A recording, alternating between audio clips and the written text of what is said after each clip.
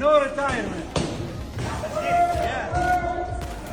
Yeah, but you never know. I mean, you never know the background to these things, you know.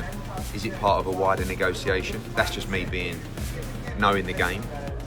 Are there lingering injuries, which might be more likely? But if physically he's able, he's one of the greatest fighters of all time.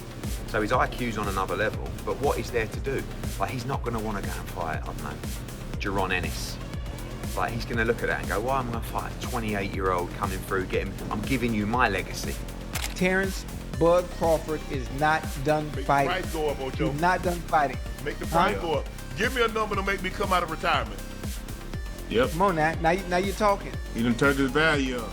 Hey, it's all the way up. He's the A side too at that. Not only is he the A side, he can command 100 million and up based on his last fight. But I don't know. And that's what he's done. So he's not going to be retired.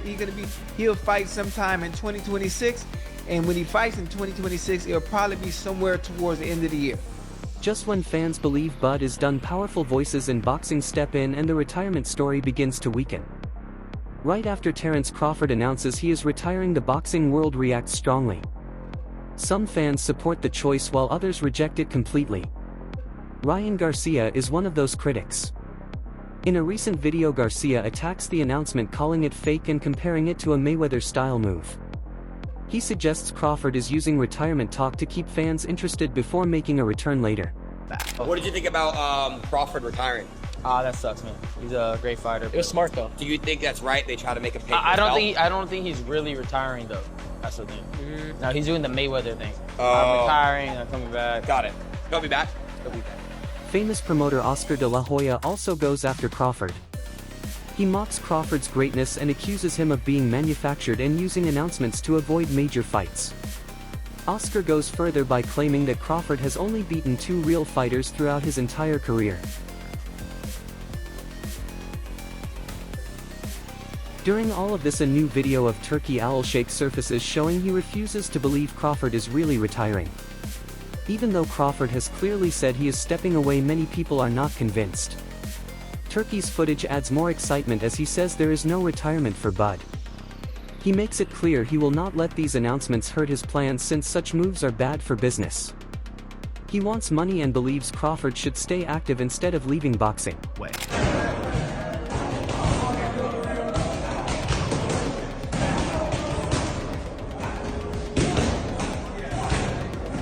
Hey, I appreciate you. Everything that you done for me. You and Riyadh City. You must job ain't done return. yet. Yeah. Job ain't done yet. Yeah. It's Saturday. Deliver the job. But listen, I appreciate the opportunity. No retirement. Let's get it. Yeah. This drama keeps growing and Crawford's camp responds.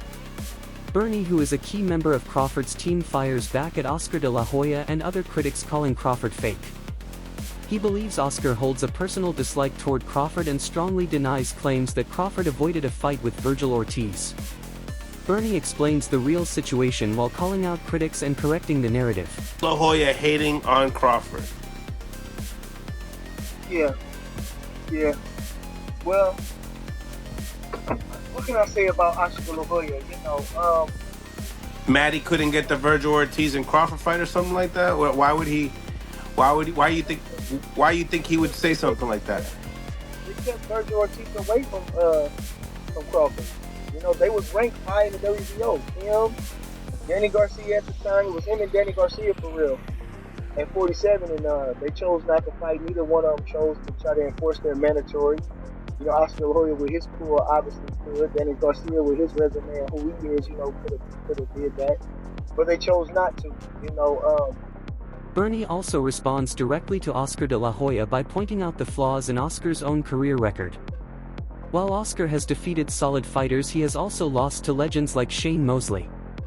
Bernie says this situation exposes the deep resentment many people in boxing have toward Crawford. Everyone knows Oscar has long been an enemy of Canelo. Instead of celebrating Crawford beating his rival, Oscar's reaction shows clear hatred. With a resume that can be argued as weaker than Crawford's, Oscar comes off as hypocritical. I don't know why they upset about. I would think it'd be bad because he hates Canelo, so I I thought he'd be mad. I think he'll be glad that Canelo got his that he got beat, but obviously not. Probably his hair. That's probably why he's giving him credit for one of those two. You know what I mean? Like, but to say that he beat two good fighters is crazy, because if you look over Oscar La Hoya's resume, he beat some really good fighters, but let me see, his best wins was I Corte, which is a close fight. He pulled it out with a drop in the last round. People say that he didn't get the victory. Shane Mosley, he lost to Mosley twice. Eddie Hearn then delivers the most controversial opinion, which puts a cloud over Crawford's legacy. He claims Crawford is scared of losing as he gets older and believes this fear is behind the retirement. Referring to Turki's recent video, Eddie says many fans do not see the real strategies happening behind these announcements. He suggests talks between Crawford and Turki may be ongoing to keep Bud active instead of truly retired. Yeah, you never know. I mean, you never know the background to these things, Is it part of a wider negotiation? That's just me knowing the game. Are there lingering injuries, which might be more likely, where every camp, what's he, 38 years old, 39? Like every camp gets very, very hard. For the boxing world, and even for fight fans, it's not frustrating because it's his decision, but he's now reached that superstar status. You kind of want him to keep going, and it wasn't like his performance against Canelo showed signs of aging or anything like that, but he's also made a lot of money. What a time to bow out on top. A lot of fighters have one too many. So maybe he feels like the way my body is, maybe I'll get beat. Eddie's comments anger many Crawford supporters, but he continues by accusing Crawford of running away. He bluntly says Crawford will regret avoiding a fight with Jaron Boots Ennis. Eddie claims Crawford is dodging a worthy opponent because he fears losing at this stage of his career. These statements only increase the tension surrounding the situation. And I don't need to get beat, I've got everything I've got. Or maybe he had a contract to fight someone else, but if he retires, he's not in that contract anymore, or it will give him greater leverage to negotiate a deal. That's just me being devious, which is part of my job.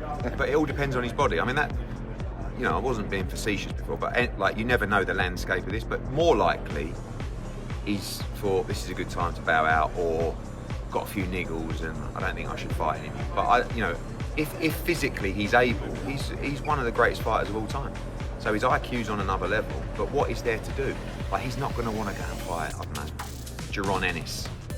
Like, he's going to look at that and go, why am I going to fight a 28-year-old coming through, I'm giving you my legacy. As debates continue over Crawford stepping away, Eddie Hearn and Turki Alalshikh both insist the retirement is not real. Roy Jones Jr. shares his opinion and believes Crawford made a smart move by stepping away now. He says timing and strategy are just as important as skill in boxing. And say they're not coming back, and they come back depending on the fight. When he does come back and comes out of retirement, it's going to be a mega fight. Many fighters always retire, hang up the gloves, and say that they're done. Terence Bud Crawford is not done fighting. Make the price go up, Ocho. He's not done fighting. Make the price go up. Give me a number to make me come out of retirement.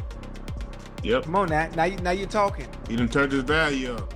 Hey, it's all the way up. He's the A side too at that. Not only is he the A side, he can command $100 million and up based on his last fight. But I don't know. And that's what he's done. So he's not going to be retired. He'll fight sometime in 2026, and when he fights in 2026, it'll probably be somewhere towards the end of the year. Shannon Sharp, Chad Okocinco Johnson, and Joe Johnson react to Crawford's retirement by calling it a cap. They argue it is not about leaving boxing but about leverage money and forcing the WBC to pay. They believe Crawford is positioning himself for a massive comeback fight. The group predicts he will return by late 2026, asking for millions for his comeback. Canelo said that he wanted to fight in September. The question is, I don't know who else he can fight to command that kind of payday. Because, look, nobody draws eyes like Canelo. The question is, because he's not going to take, look, Canelo got what he got, deservedly so, based on everything he's done. But based on everything that I've done, and I beat Canelo's ass, now I need to be in Canelo's shoes, I need to be where Canelo was when I took the fight. Yeah. Well, that's what it's going to be regardless. That's what it's going to be. And the person that's going to make that fight is going to have Turkey. It's got to be Turki Alalshikh. He's going to be the one to make it, and Turkey understands that. Strengthening the comeback theory, Shannon Sharpe says Canelo is the perfect opponent for Crawford's return. He notes that Canelo has already mentioned a rematch in September 2026. Chad Accusations Johnson agrees and believes Crawford is trying to build more hype than Canelo. If a rematch happens, Turki Alalshikh is the only one who can make it reality. With Turki's footage and Eddie's comments, speculation is at its highest. Once you beat the A side, you become Correct. the A side. Right. But when that fight does happen, if it is Canelo, or maybe he gives us the fight we all been waiting to see, is him and Jaron Ennis, and he gets he takes. I mean, listen, it's high risk, low reward in a sense. I don't believe that's $100 million fight for Bud. Shit me, yeah, it is. Yeah, yes it is. Yes it is, because the risk that he's willing to take. But ain't someone nobody clamoring to see Boots Ennis. Everybody is clamoring to see Boots and Bud fight him. Trust me, I'm telling you. I believe the only person that can get that payday for him is Canelo. Why? Let me ask you a question. If he could have got $100 million, why the hell did he fight Canelo then? Chad Accusations Johnson adds more pressure by saying talks are happening quietly behind the scenes. He believes Crawford is aiming for a fight worth close to $100 million, possibly against Jaron Boots Ennis, which fans want badly. Shannon Sharpe disagrees and feels Crawford will not fight Ennis. He believes only a Canelo rematch makes sense because Canelo brings more fame and value. Absolute honour over the years to spend a little bit of time with him, interview him on several occasions. But even more of an honour to have been ringside on a couple of occasions to watch him just do his thing. When you see it done right, it's a beautiful thing to watch, man. And I'll go as far as to say this. He is the greatest switch hitter I've ever seen. There you go. There's a little caveat to that because obviously the debate is open to everything else. But for a guy that can look as good southpaw as he does orthodox, mate, I have not seen anybody better than him with my own two eyes in the flesh. Phenomenal, Terence Crawford. Great career, mate. Ade Oladipo weighs in by praising Crawford for stepping away. He believes it is the right choice and says Crawford has always followed his own path. His view adds to the respect fans have for Crawford leaving on his own terms. Whether he returns or not, Crawford has earned deep admiration. It has been an honor for many to spend time with him and interview him over the years. Yeah, to be able to bail on his own terms, having honestly never ducked anybody, you know, and yes, I think there's the records, we'll talk about this in a second, the records suffered a little bit, but that's not to be put on Terence Crawford's legacy, that's to put on the legacy of others that ran away from him and hid behind promotional deals to ensure that they didn't share a ring with him. Everyone he boxed, everybody he boxed, he beat. He went through 5 different weight divisions, winning world titles in each one. He was a unified champion in 3 of those weight divisions, and he was never dropped in 42 fights. Absolutely incredible statistic when you think about it. While figures like Eddie Hearn claim negotiations are happening, Crawford is remembered as a fighter who never cared about politics or money games. He never bowed to promoters and even challenged WBC President Mauricio Suleiman. Crawford has always resisted industry pressure. Despite claims that he avoided Jaron Boots Ennis, he is still seen as a fighter who never ducked anyone and beat every opponent he faced while staying true to the sport. Would you believe that Crawford's really retired? I do. Well, what do you think about his issue with the WBC sanction? I don't want to talk about it. It ain't got nothing to do with me. It wasn't me.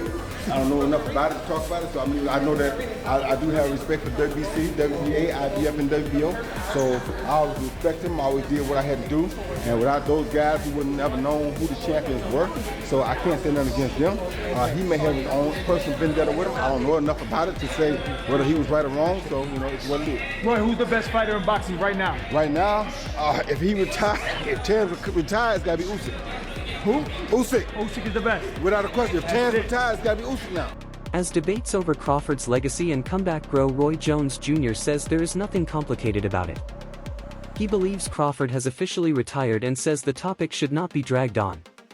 Despite Crawford's issues with the WBC, Roy feels the retirement should be respected.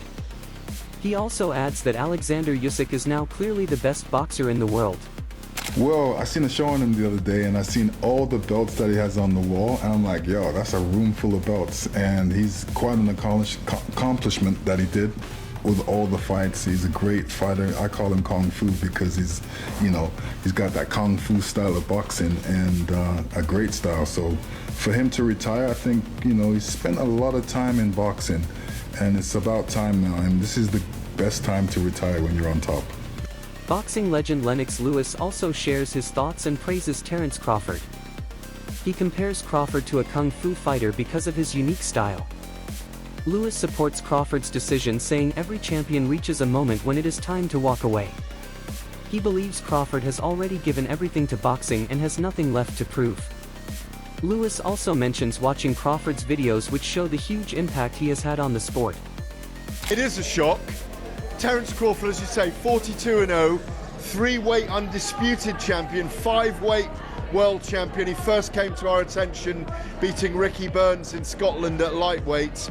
He's just had that massive fight, which was also on Netflix, like this one is on Friday night, with Saul Canelo Alvarez, and he's saying he wants to keep his legacy intact, wants to go out undefeated. Gents, I think this is a tactic to get more money, in my view. I think it's a tactical affair because he's supposed to be fighting Canelo again in September. So I just think he's stepped away so that people try and draw him back with a big truckload of cash. He's got the physical charisma in his switch hitting style. He's an amazing boxer. He completely outboxed and befuddled Canelo in that fight back in September that we were at for Talk Sports. I think he will do it again. I just think he's capable of he's become a bigger personality in the sport. He's one of the favoured sons of Turki Alalshikh. I think they'll get him back. If he does walk away, though, at this point, and we don't see him again, he's got an incredible legacy as the pound-for-pound #1 right now.